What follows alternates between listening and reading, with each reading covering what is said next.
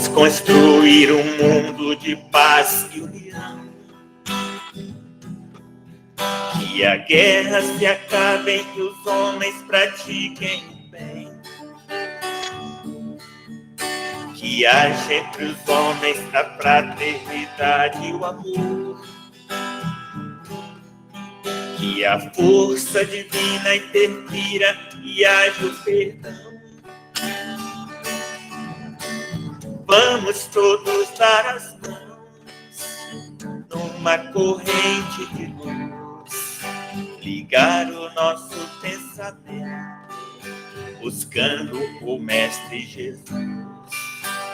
Vamos todos dar as mãos numa corrente de fé, de paz, esperança e amor, esteja aonde estiver.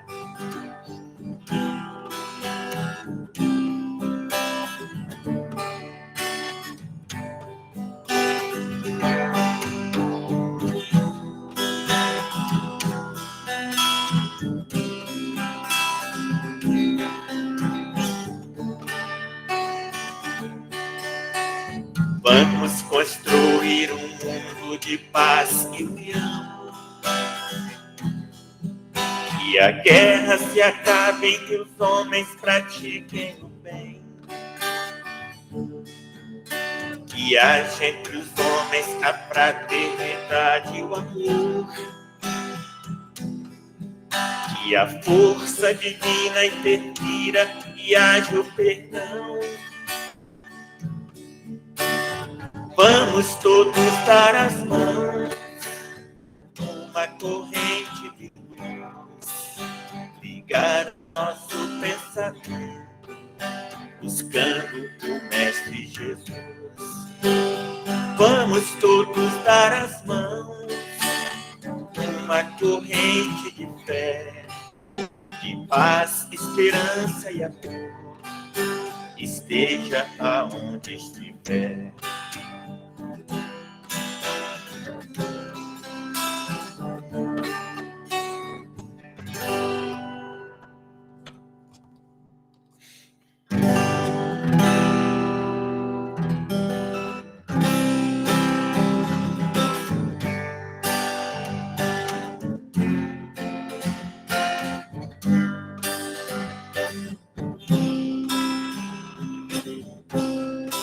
Hoje estou aqui, vivendo neste mundo de ilusão. Quando aqui cheguei, nada trouxe-me com as minhas mãos vazias. Eu trouxe comigo um passado que eu não sei nem quem eu fui. Eu sei que foi preciso tudo esquecer. Foi Deus quem quis assim. Se eu soubesse como foi o meu passado, talvez não saberias compreender. Mas se Deus tirou de mim toda a lembrança, tudo fica bem mais fácil pra aprender.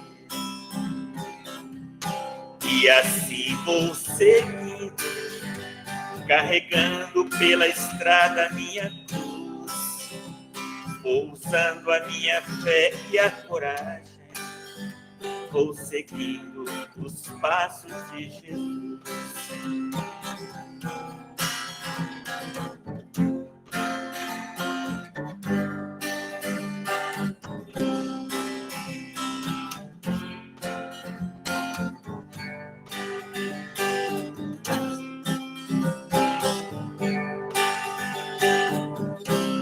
E assim vou seguindo, carregando pela estrada minha cruz, vou usando a minha fé e a coragem, vou seguindo os passos de Jesus.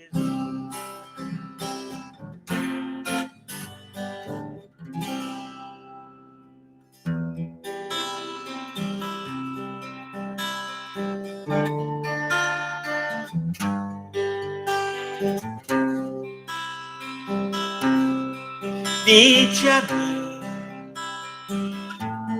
você que está cansado, você que está aflito, que eu te aliviarei. Segue o meu caminho, que eu te conduzirei. Eu te darei abrigo, nunca te deixarei. Se sentes tão sozinho, não desespere, ó meu irmão, eu estarei contigo. Tenha confiança, eu sou o seu amigo.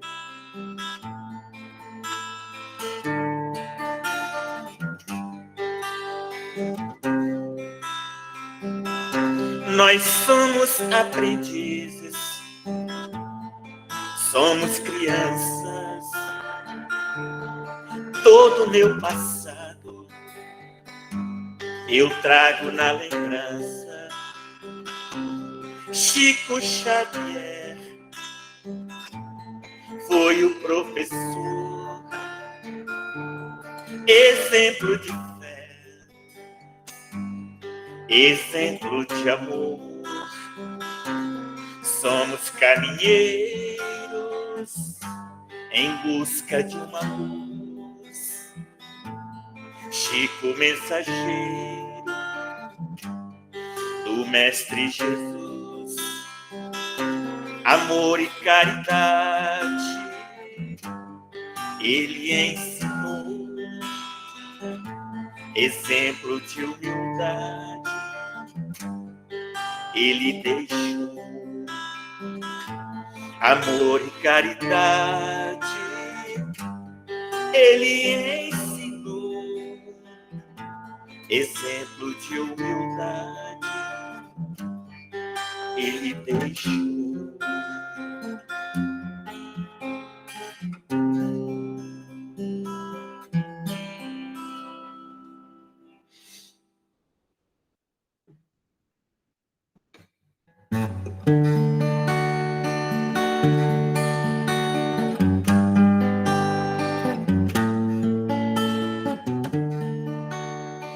Deus, em ti confiarei, contigo estarei, preciso de ti. Deus, segura em minhas mãos, me envolva em seus braços, toca meu coração. Por toda a minha vida te louvarei, nos pensamentos meus te buscarei. Em ti é que eu encontro a paz que tanto espero e o amor que tanto quero, somente em ti encontrarei.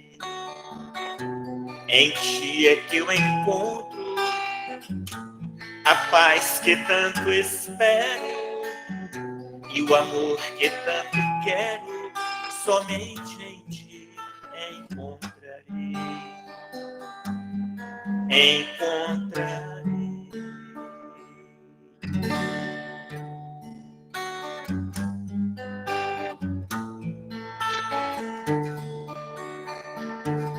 Um olhar,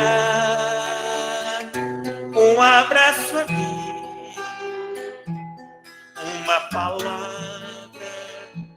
de força e de fé. São pequenos gestos de amor que Jesus nos ensinou. Somos todos irmãos, juntos a caminhar. Vamos dar as mãos, juntos vamos cantar esta linda canção que fala de fé e amor, levando aos corações a paz do nosso Senhor. um olhar, um abraço amigo, uma palavra de força e de fé. São pequenos gestos de amor que Jesus nos ensinou.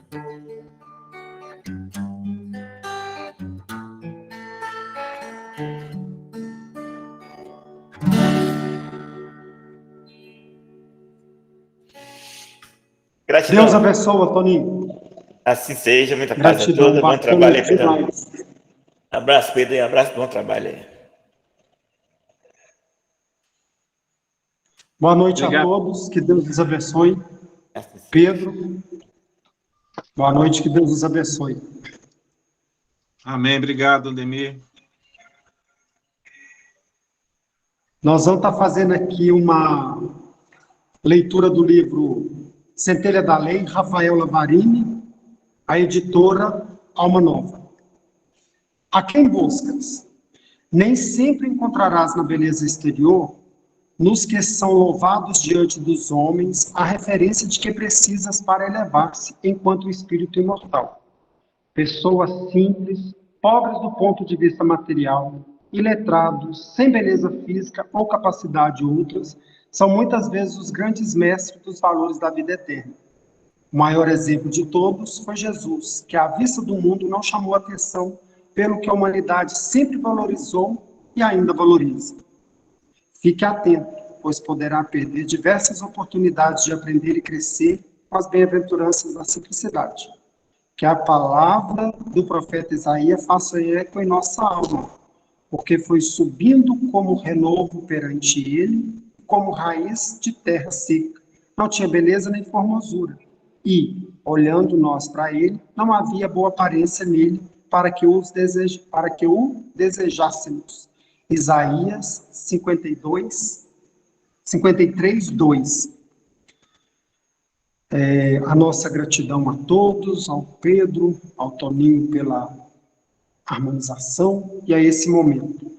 Vamos elevar o nosso pensamento a Deus, agradecer a Ele o dom da vida, a oportunidade da encarnação, os amigos de jornada, e agradecer por esse momento de estudo e reflexão, que é para o nosso melhoramento, para o nosso entendimento. Vamos agradecer a Jesus, o nosso irmão maior, o nosso exemplo de vida, que veio até a Terra e deixou seus exemplos para que possamos seguir, através do seu Evangelho. A nossa gratidão, Jesus. Sabemos que quando a gente tem dificuldade, Ele nos carrega no colo. Vamos agradecer a espiritualidade amiga, ao nosso anjo da guarda, aos nossos mentores, ao mentor da casa. Que ele esteja nesse momento ao lado do nosso irmão Pedro, para que ele possa ser intuído a trazer para a gente bastante esclarecimento. E para que possa também estar do nosso lado, abrindo os nossos corações para esse entendimento. Senhor, esteja visitando todos os nossos irmãos que estão nos leitos de hospitais, às vezes com doenças meio complicadas, então que uma gotinha do seu amor possa estar indo de encontro a esses nossos irmãos que estão hospitalizados e doentes enfermos.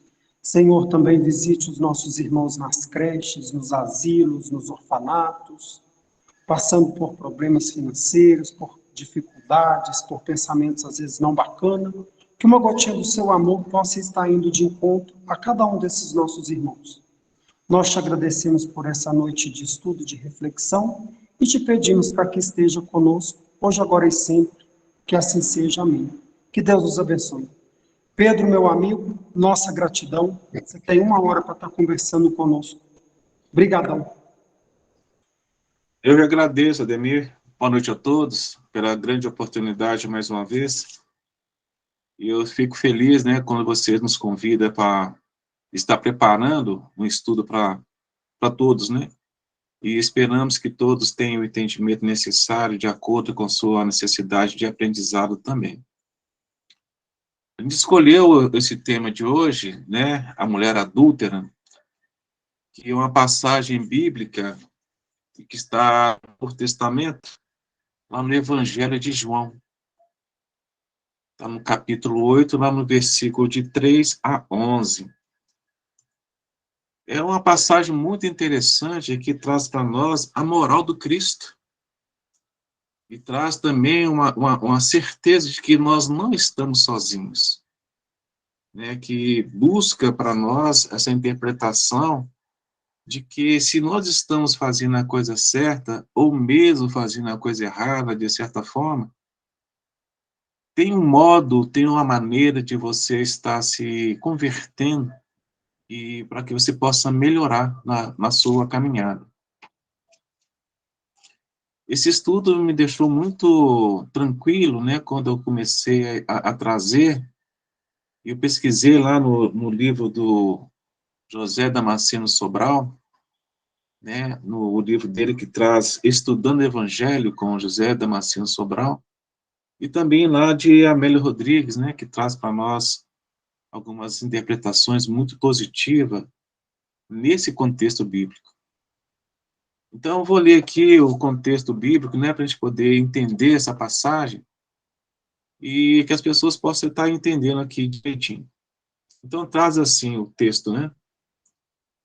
Os escribas e fariseus trouxeram uma mulher apanhada em adultério e, pondo-a no meio, disseram-lhe: Mestre, esta mulher foi apanhada no próprio ato adulterando. E na lei nos mandou Moisés que as tais sejam apedrejadas. Tu, pois, que dizes? Isto diziam eles, tentando, para que tivesse de que o acusar. Mas Jesus, inclinando, escreve com o dedo na terra. E como insistem, perguntando, endireitou-se e disse-lhe: Aquele que dentre vós está sem pecado, seja o primeiro que atira a pedra contra ela. E tornando a inclinar-se, escrevia na terra. Quando viram isso, saíram, um a compensar pelos mais velhos até aos últimos. Ficaram só Jesus e a mulher que estavam no meio. E endireitando-se Jesus, e não vendo ninguém mais do que a mulher, disse-lhe: Mulher, onde estão aqui os seus acusadores? Ninguém te condenou? E ela disse: Ninguém, Senhor. E disse-lhe Jesus: Nem eu também te condeno. Vai-te, não peques mais. João 8, versículo 3 a 11. A gente vê essa passagem, né, de que é a mulher adúltera. Mas somente ela que era adúltera? Ela adulterou sozinha? Não existia ninguém que estava ali, né, nesse processo? Como trata de um caso da mulher adulta, e que ela foi apresentada para Jesus, e por que eles levaram, né, essa mulher até Jesus? Justamente para que ele tomasse posição se ela devia ser ou não apedrejada de acordo com a lei de Moisés. E o mais interessante é que esse processo passa em dois lugares. Ele desenvolve em dois lugares. Porque antes de Jesus estar no templo, Jesus estava no Monte das Oliveiras. Juntamente com quem? Com o povo e seus discípulos. Aonde que ele foi para o templo novamente. E chegando no templo, quem chega lá? Chegaram quem? Aqueles que não gostavam de Jesus. Os escribas e os fariseus. Por que eles foram até lá? Né? Qual que era o sentido de levar aquela mulher pega em adultério à frente de Jesus para que ele tomasse posição? Naquele tempo, o adúltero ou adúltero, se fosse pego adulterando, eles eram automaticamente condenados ao apedrejamento. E cabia aquele que o condenou ser o primeiro a dar a pedrada. E se aquela pedra que ele jogasse e não, a pessoa não viesse a morrer, aí caberia aos demais, e lá estavam, terminar o serviço. E assim que aquela pessoa viesse à morte, ela era despendurada até que, de fato, não tivesse mais vida nenhuma. E nunca isso era feito aonde? Dentro da cidade, sempre fora da cidade. Aí te pergunta assim, quem que eram os escribas e quem eram os fariseus? Os escribas eram os doutores da lei, os copistas das escrituras, eram os intérpretes da lei. E como tinha falado, eram os adversários de Jesus. Por quê? Jesus não escrevia nada, mas sabia de tudo. E eles ficavam ali, poxa, como que ele sabe das coisas que nós já sabemos? Ele está falando coisa que a gente nem tem conhecimento, ele já está falando. E os fariseus, de certa forma, eram observadores rigorosos do ritual.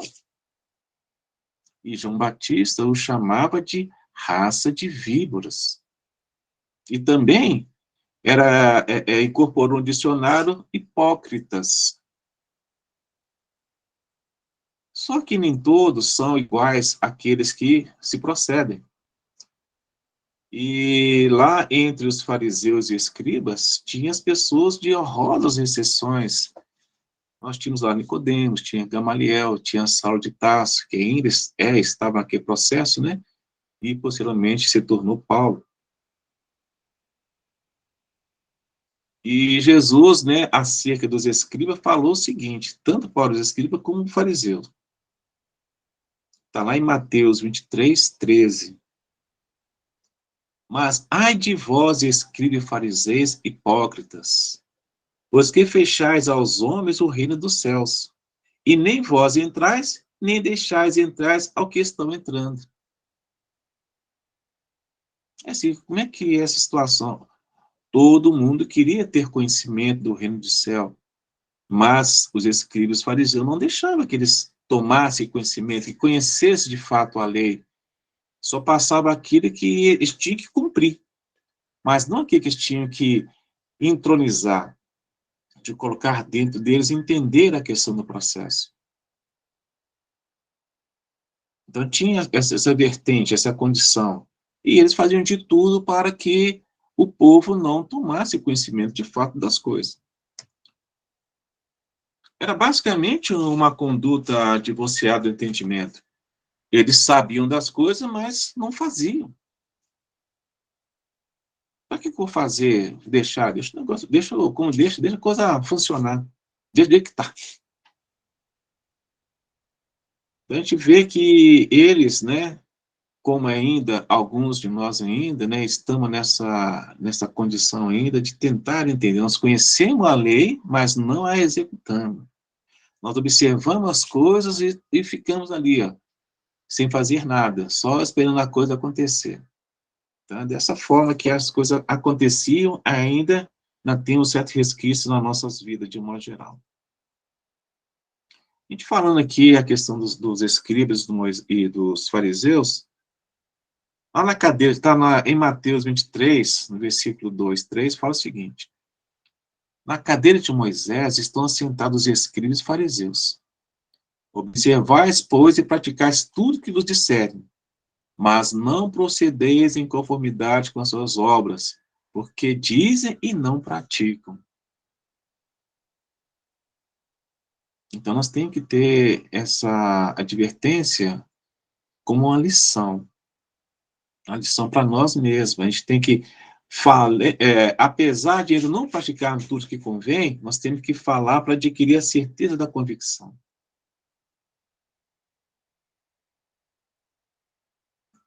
Então, é o seguinte, nós temos que saber separar o joio do trigo.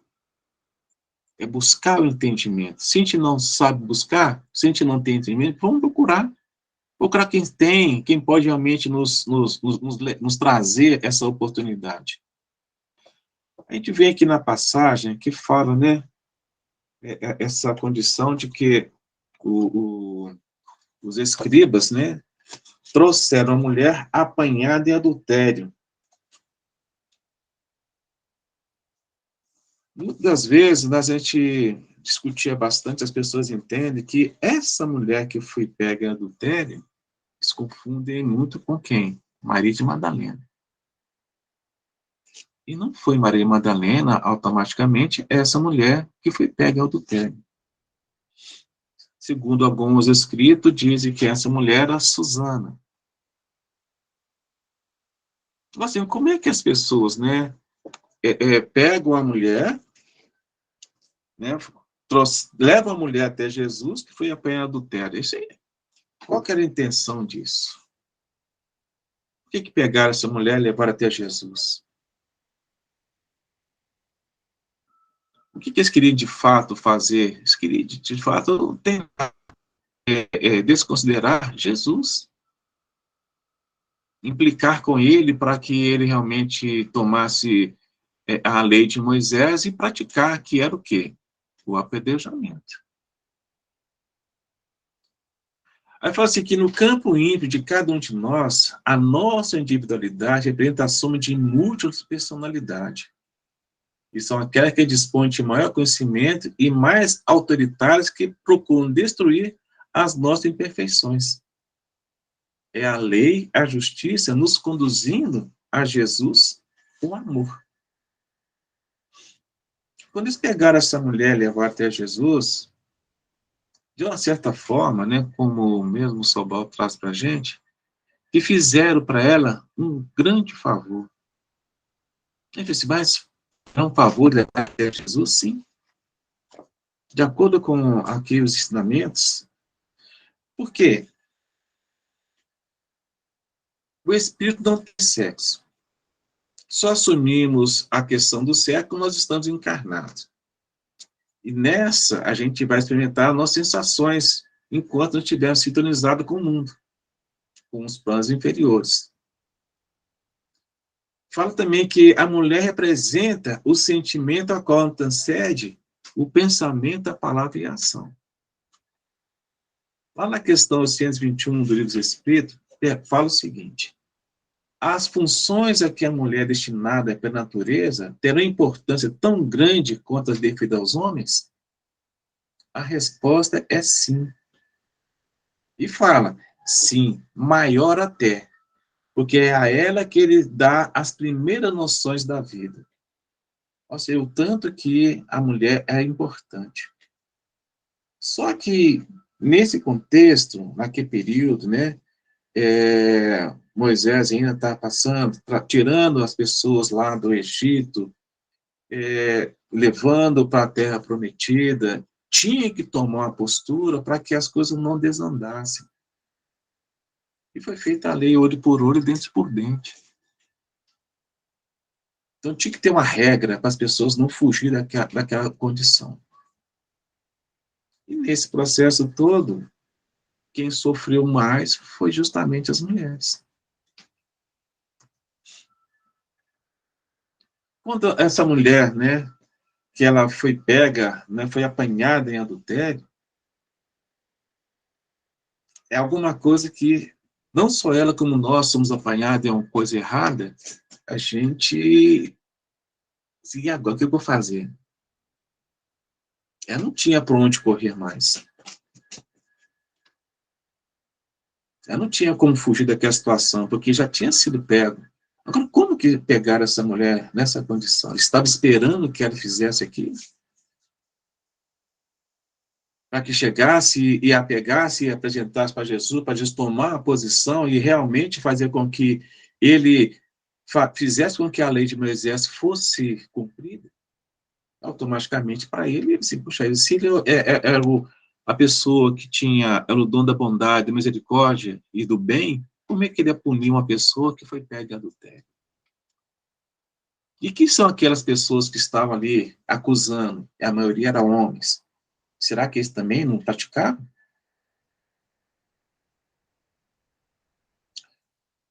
Nós sabemos que o adultério é considerada a infidelidade conjugal. Aí, apanharam quem? A mulher. E o caso é a gente perguntar também pelo homem, já que em matéria de união de sexo, sexual, implica na presença dele também. Ele estava lá, como é que podia ser? Porque lá em Levítico 20:10, fala, se o homem ou a mulher for pego adulterando com outra mulher, ou a mulher adulterando com outro homem, automaticamente, nós temos que ser punidos. Então, naquele período, naquele tempo, adulterar era justamente infidelidade conjugal. Mas hoje, além de também ser considerado, também é falsificação, é corrupção, é alteração, é deturpação, é viciar, é falsificar documento, entre outras questões. O que eles fazem? Ele pega essa mulher e põe no meio, né? No meio de quem? De todo mundo ali, para justamente execrá-la. Colocando na condição de que ela é uma pessoa que, puxa vida aí, isso aí, ó, olha o que vocês fez. E foi lá, sendo julgada por todos. E os escribas falaram para Jesus, e aí, mestre, o que você vai fazer? Já que você é o dono da palavra, né, o dono do bem e do mal, o que você vai fazer agora? Você vai mandar cumprir a lei de Moisés ou não? Aí você fica assim, puxa vida, né? Situação complicada, né? De resolver ali. E todo mundo esperando a resposta. E a maioria das respostas, todo mundo já tinha assim, não, ele vai condenar. Estavam todos ali já com as mãos coçando para poder ser o primeiro que tirasse aquela pedra.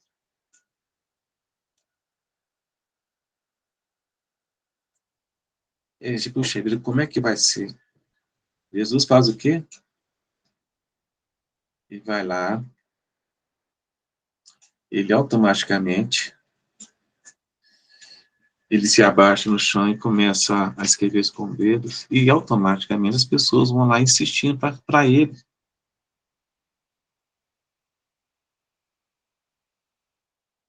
O que ele fala para eles, né?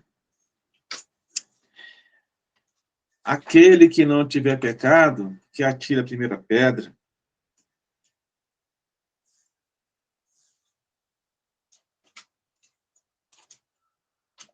E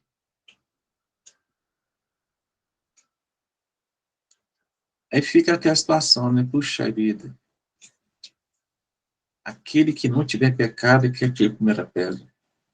Será que todos ali tinham ou não tinham pecado? A insistência deles, né, de perguntar para Jesus, o que tu, pois, o que dizes? Jesus sempre aconselhava o melhor. Ele sempre dava conselhos e acatava, né, para as pessoas não serem julgar o menos responsável.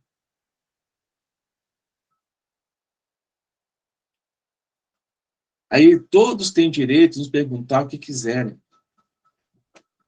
mas a ação tem que ser outra. A ideia principal que tinha dos escribas é justamente tentar Jesus para que ele acusasse aquela mulher.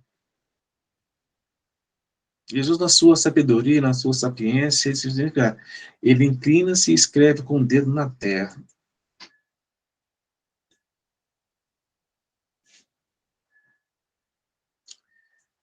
Aí vem aquela questão, né?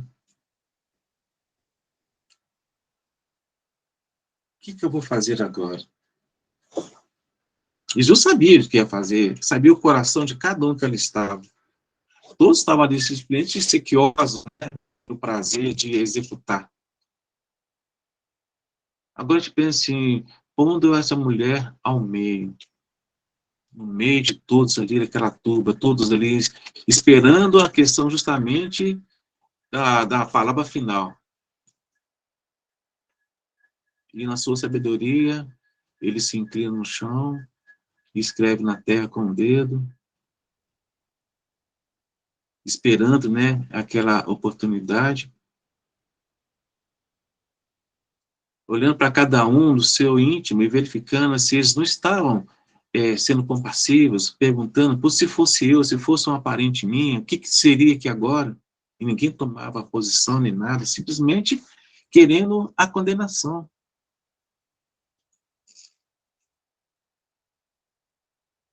Quando eu te falo aqui que Jesus estava inclinando-se, aí mostra para nós que desde o preparo dele para encarnar na Terra, Jesus vinha se inclinando, se abaixando, se reduzindo, para que sentir e exemplificar. Essa era a mensagem que ele tinha para todos. Através dos seus exemplos, né, através da sua misericórdia, do seu entendimento, exemplificar que todos nós podemos ter uma chance, podemos vivenciar outras coisas para poder nos melhorar.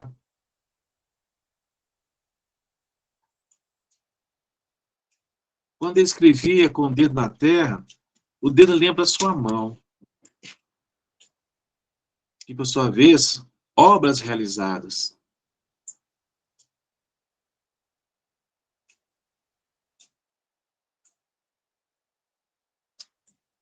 Então, ele tinha conhecimento daquilo.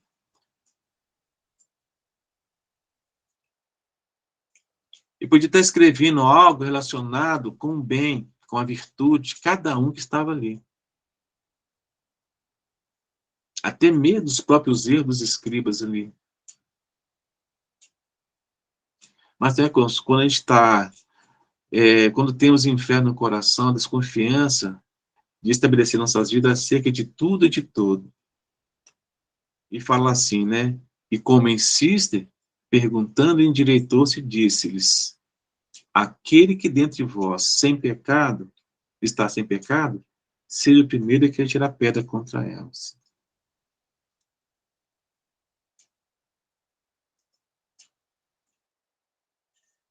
E o que acontece com aquelas pessoas que ouviram aquela palavra de bateu como se fosse, bateu forte no ser de cada um.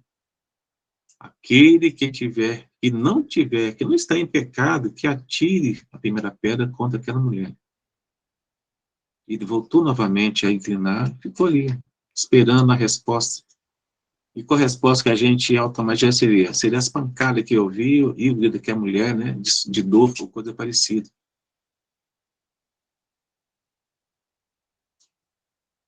Aí fala assim, ó, tomar iniciativa dependia deles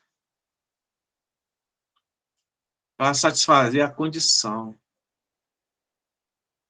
Às vezes nós apresentamos como bonzinhos, mas apelamos para a consciência, para o mais íntimo em nosso ser, e apuramos que a outra nossa condição, porque somos todos faltosos, deficientes.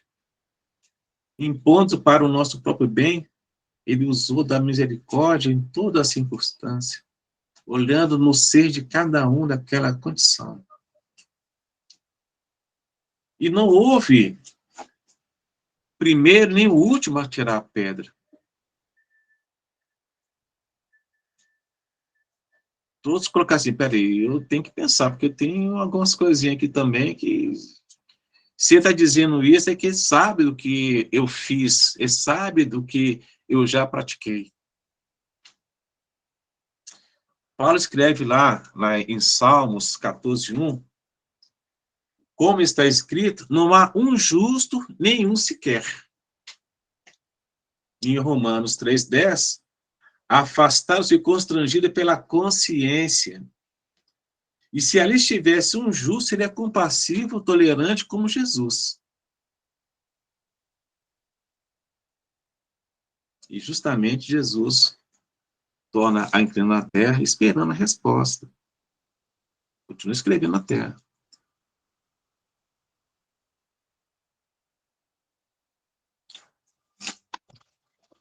A gente vê que nesse processo, quando Jesus voltou a escrever na terra, né, que ele novamente inclinou ali, que ele estava ali olhando e tal,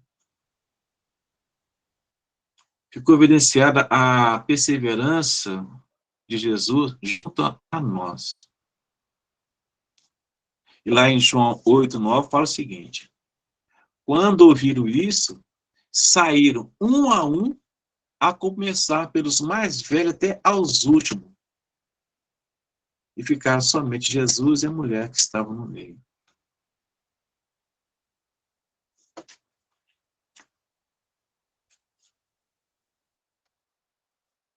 Por que os mais velhos saíram?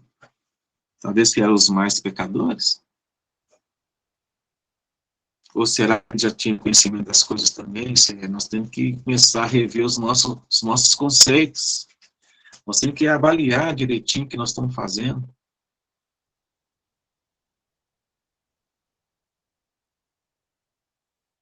E a situação é tão complexa de que eles não precisavam, de forma alguma, levar essa mulher até Jesus para poder executá-la, já que ela foi pega em flagrante. E essa execução não acontecia dentro da cidade, era fora dos muros da cidade. E automaticamente, o que ia acontecer? Ah, não, fiquei sabendo que a mulher foi pega em adultério e ela foi executada. Seria mais um caso, né? Que seria mais um caso que aconteceu e, nossa, que chato, que ruim, né? Tadinha, coitadinha dela, por que ela fez isso? Aquelas coisas que a gente sempre faz.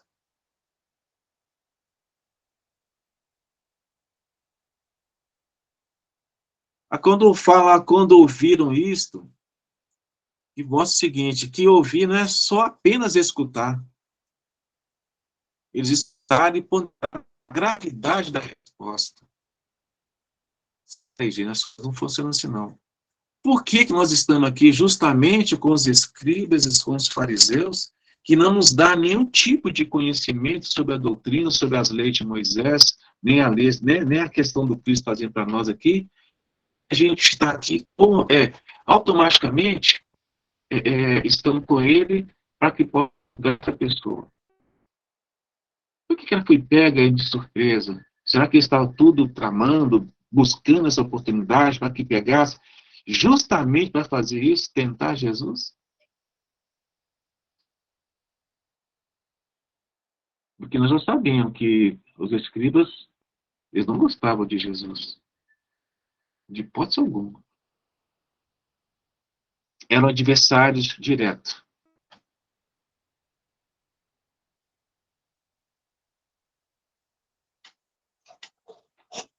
Eles tinham de tentar, de alguma forma, fazer com que Jesus fosse desacreditado do povo. Para que a fala deles preponderasse, fosse a coisa assim, não, realmente eles estão certos e Jesus está errado. Não. Mas na sabedoria de Jesus, né, de inclinar, escrever com o dedo na terra, pensar naquele momento, elevar-se novamente e dizer para todos ouvirem. Se dentre vós não tem ninguém que está de pecado, que atire a primeira pedra. Houve um silêncio total. Opa, peraí. E nisso, Jesus novamente inclinou e continuou lá, escrevendo na terra. E saíram um por um. Aí vem a questão da consciência, puxa vida. Que foi uma decisão individual.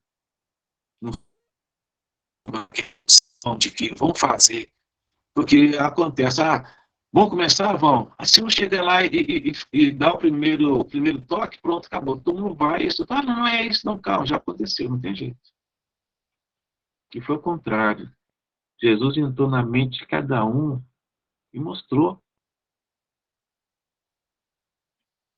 Então foi saindo um a um, primeiro os mais velhos até chegar nos últimos. Porque cada um responderá pelo seu próprio ato. E naquele momento todos se sentiam culpados. E a melhor forma era o seguinte: era dar o fora, sair daquela condição. de que aquele fato, de fato, fosse esquecido, para que eu não tomasse essa posição novamente. E que pensasse, de fato, o que eu ia fazer em outra situação idêntica a essa ou não.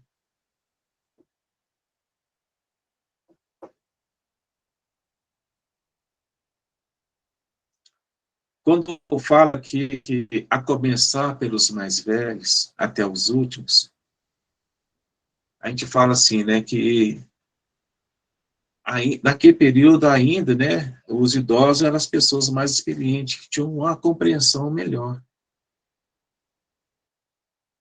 Aqui na questão ocidental, a gente não tem essa concepção da pessoa mais velha, né, de ter conhecimento, ter passado muita dificuldade, pode nos dar um certo conhecimento, né, mostrar algumas coisas que passou por dificuldade automaticamente e trazer para a gente algo diferente.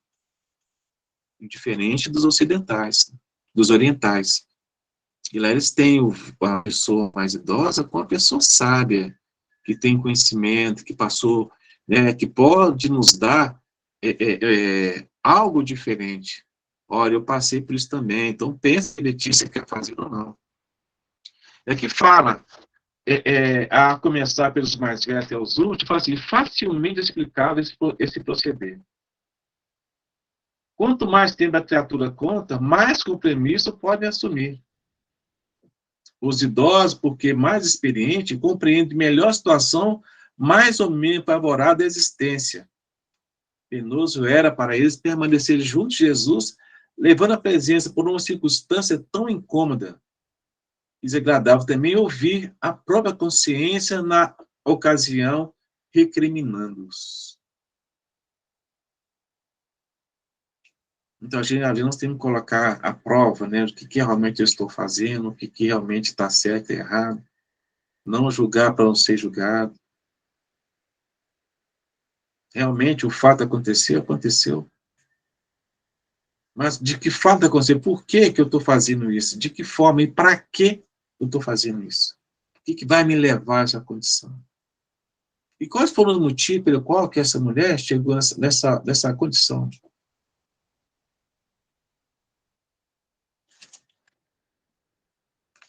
A gente olha, né, que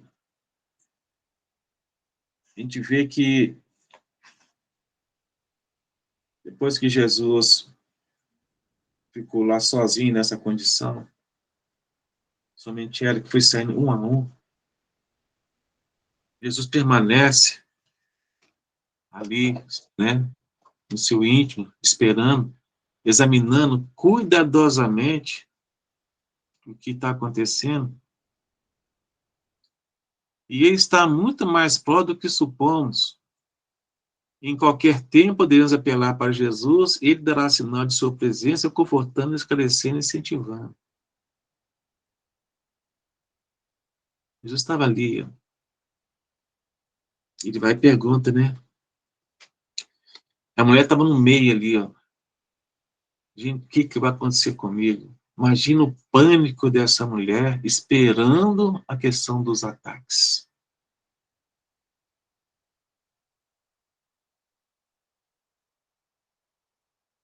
E quando fala aqui que ela está no meio, que ela continuava no meio, revela o equilíbrio.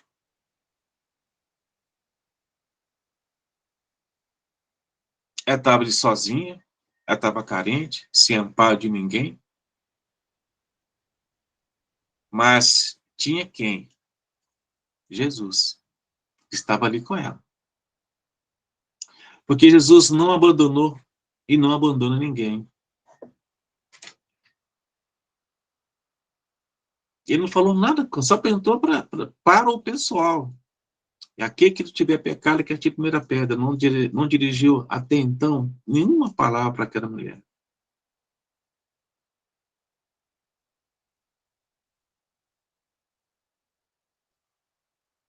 Por que nós estamos em dificuldade? Quem que nos fortalece? Quando a gente está nas nossas dúvidas, quem que nos elimina? No trabalho, quem que nos estimula a fazer as coisas? Quando nós estamos passando por dificuldades, com dores, quem que constitui o nosso limitivo, né, para a gente poder curar essas dores? A gente não pensa, Senhor, me dá paciência, me ajude nessa condição. Que estás lá, porque Jesus é o caminho, a verdade e a vida. Ele é o modelo e guia, ele é o amigo e o médico. E quando a gente convoca as reflexões das responsabilidades nossas, automaticamente ele vai restaurar os nossos ânimos.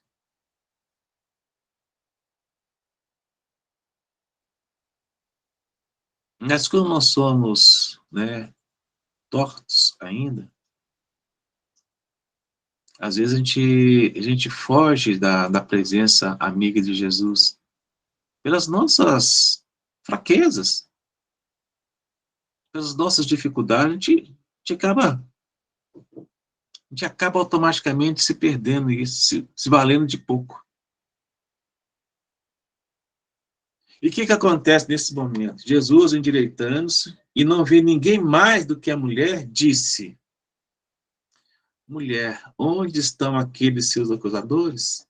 Ninguém te condenou?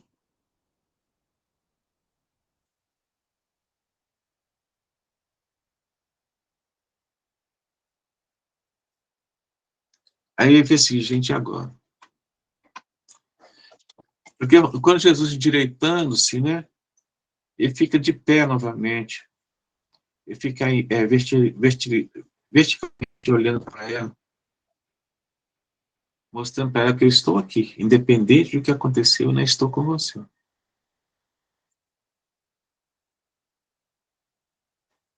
E daquele fato ali, e vendo ninguém mais do que a mulher, que tinha afastado todo aquele local. Aquelas circunstâncias todas que tinham sido enredadas foram afastadas, foram distanciadas. E Jesus continua ali.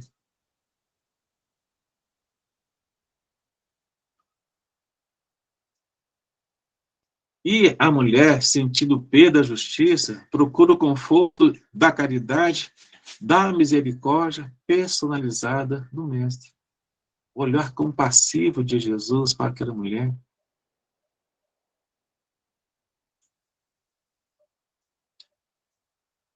Jesus fala para ela o seguinte: onde estão os teus acusadores? É a maneira mais honrosa de tratar o alimento feminino naquela ocasião, que era chamar a pessoa de mulher. Hoje nós tratamos a mulher de senhora, de dona, coisa assim, mas que tempo? Se chamar o sexo feminino, o elemento feminino de mulher, era a forma mais honrosa que tinha naquele momento.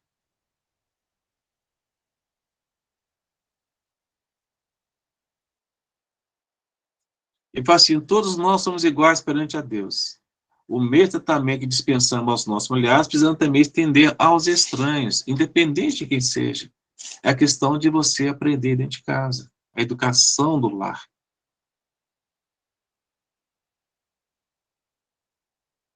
E quando Jesus pergunta para ele, onde estão aqueles teus acusadores? Que nos leva à reflexão. Porque eles afastaram. Já não tinha mais ali quem. Porque quando ele pergunta, né, aquele que tivesse pecado, que tivesse a primeira pedra, automaticamente cada um vai saindo, assim, realmente eu sou o pecador.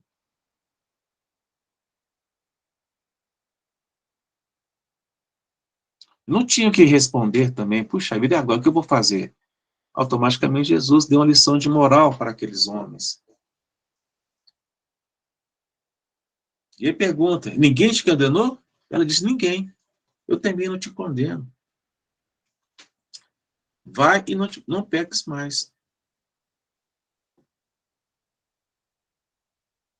Quando ele pergunta, ninguém, nem os escribas, nem os fariseus, ninguém condenou. Porque eles queriam, de fato, tentar quem? Ela foi o ponto para que realmente Jesus pudesse automaticamente condená-la a apedrejamento. Mas a forma como Jesus se postou naquela condição, se mostrou iguais aos demais, Ele veio e falou, gente, presta atenção. Se ninguém te condenou, nem eu te condeno. Não cabe a mim condenar. Vá, viva a sua vida e não caia mais no erro. Porque se eu cair no erro novamente, eu estou fazendo o quê? Estou fazendo novamente a cair em várias tentações. Jesus não veio para condenar. Ele veio estabelecer o mundo, o exercício da misericórdia, com vista a dinamizar o progresso de todos e do próprio planeta. Representa a vigorosa lição para nós de adotarmos a prática de não julgueis, para que não sejamos julgados. Não julgueis, para não ser julgados. E nessa oportunidade, quando ela vai, né, ela vá e não peques mais. Para que ela aprendesse a lição e que ela pudesse, de fato, viver em acerto. E que aquela lembrança que ela estava naquele processo, em vez de desanimá-la, ela incentivasse para uma vida mais digna, que ela pudesse, de fato, sair daquela condição. Viver uma vida diferente, mudar a rotina dela. Mas tem uma coisa interessante que a gente percebe, é que nesse processo todo, nessa passagem evangélica, a Amélia Rodrigues traz para nós que o que aconteceu com essa mulher depois que ela passou por esse processo todo? O que aconteceu com ela? O que ela fez da vida? Ela seguiu Jesus? Ela não seguiu? Ela se endireitou ou não endireitou?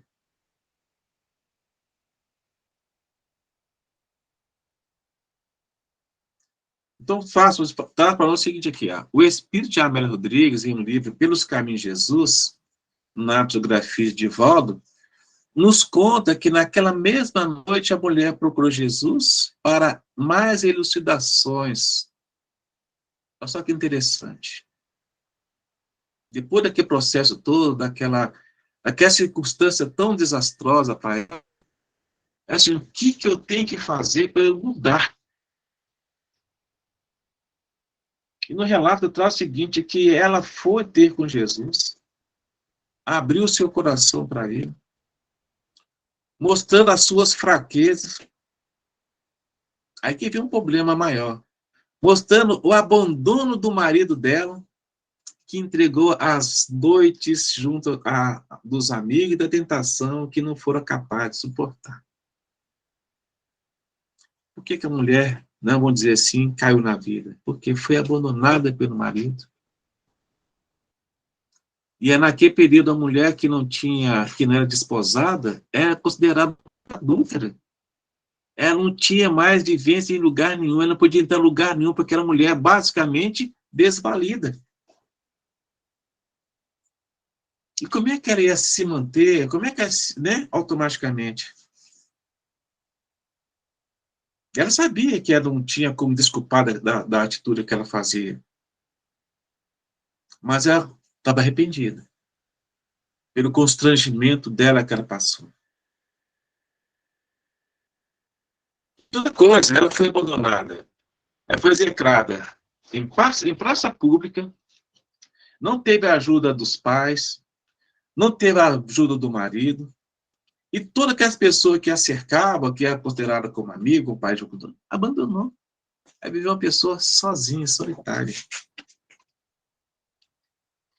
E ela tinha uma coisa que ela não podia continuar mais naquele espaço, ela tinha que sair dali. Como é que ela ia reconstruir sua vida? Sabendo que todo mundo sabia que ela foi aquela mulher que seria apedrejada e automaticamente Jesus tinha salvado.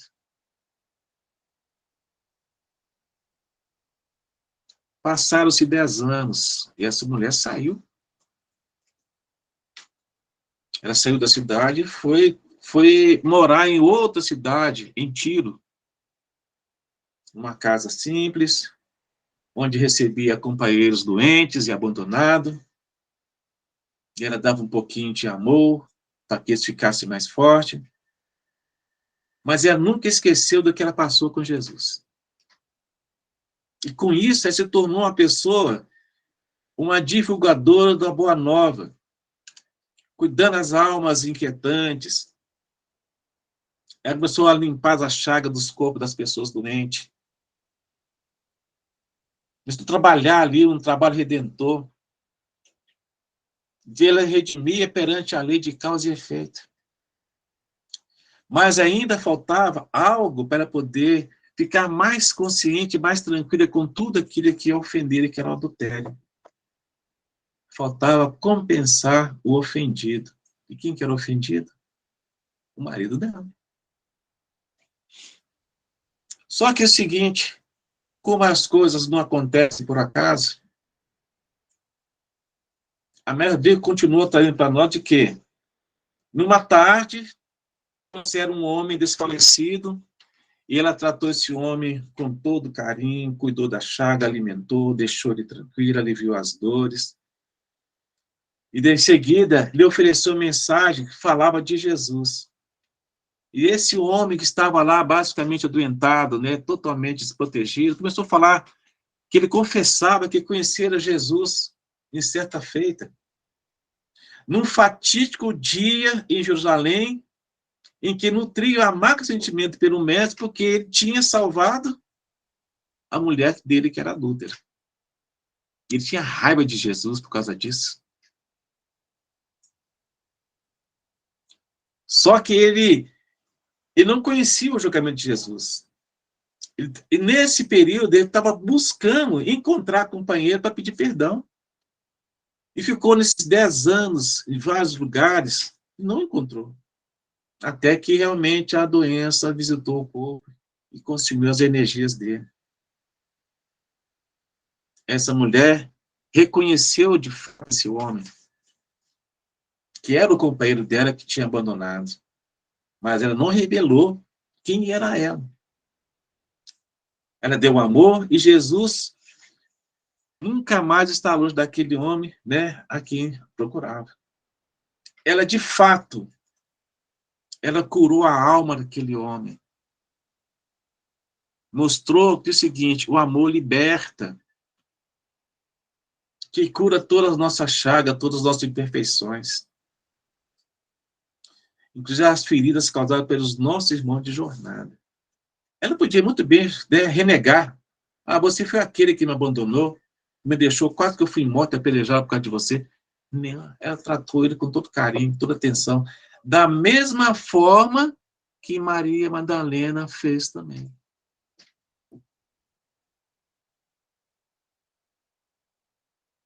Aqui fala para a gente que nós devemos também seguir os exemplos da mulher adulta, para que a gente possa transpor as barreiras do passado, para que busquemos firme, através de luta no cotidiano, e aproveitar o reajustamento. É necessário que a gente passe por esse processo, que a gente tenha o esclarecimento através do Evangelho, exemplificado por Jesus. Jesus trouxe tantas coisas boas para a gente, às vezes a gente não toma conhecimento do que realmente foi. A gente fica assim, gente, que coisa. Irmãs do Fogo, o fato que nós temos que passar pela reforma íntima, mas tem martírio. Exatamente isso. A necessidade da nossa renovação íntima moral e também de todas as infrações cometidas à lei de Deus, nascem de onde? Do nosso arrependimento, da nossa expiação e nossa reparação. Essas mulheres que nós trazemos, né, que tiveram as suas dificuldades, a mulher adulta, por exemplo, ela conseguiu vencer a sua dificuldade, ela abriu seu coração para Jesus, falou que ela tinha essa inclinação pela questão do sexo. E automaticamente o marido abandonou, o pai abandonou, a família abandonou, ela se viu jogada. É por isso que traz lá que quando os escribas levaram essa mulher até Jesus, ela foi salva. Para ela foi interessantíssimo. Mas quando a gente vê essa condição, se geralmente faz sentido. Porque se ela não fosse levada até Jesus, naquele dia, ela seria morta, apedrejada, e a gente não estaria falando da história dela.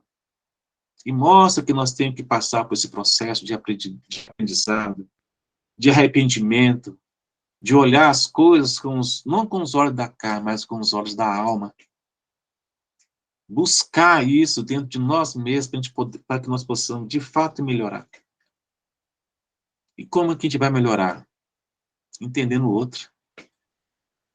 É nos colocando no lugar do próximo. A gente pergunta, quem é o meu próximo? O meu próximo é que está mais perto de mim. Está dentro dos nossos lares, nossos pais, nossos irmãos, nossos filhos, nossa esposa. Esse é o nome do meu próximo.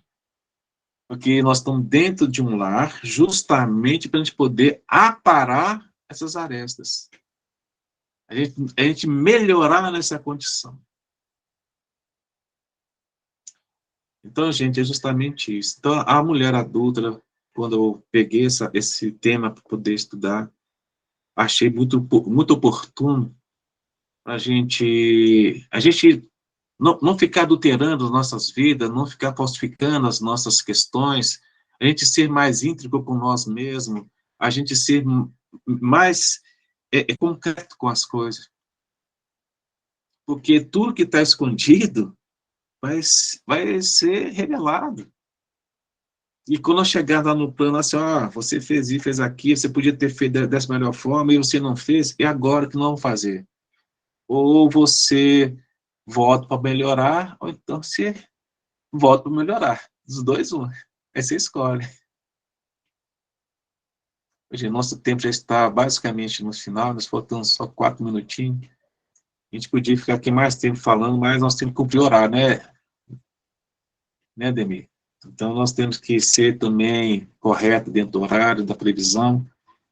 E é isso aí. Esperamos que todo mundo tenha entendido um pouquinho desse processo, de que, querendo ou não, nós somos um pouquinho, né? Nós temos dentro de cada um de nós um pouquinho dessa mulher adulta, que nós possamos realmente vivenciar isso e mudar os nossos conceitos, nossas vidas o tempo todo. Que assim seja, gente. Moço, nós te agradecemos, bacana demais as reflexões, bacana demais o estudo. E é o que eu falo, a gente com a doutrina, nós temos os bastidores da história, né? Então é bom demais para a gente entender e para estar nos auxiliando nesse processo que a gente está, já cada dia melhorar um pouco mais. Com certeza. Nossa gratidão. Você termina para a gente com a prece, pode ser? Sim, termino sim. Gratidão é minha, viu, Demir? Eu fico satisfeito com isso. Não, eu até emocionado aqui. Obrigado. E depois a gente marcar mais para 2023, tá bom? Sim, pode marcar. Estaremos a postos. Vamos agradecer a Jesus por essa oportunidade de estarmos aqui hoje.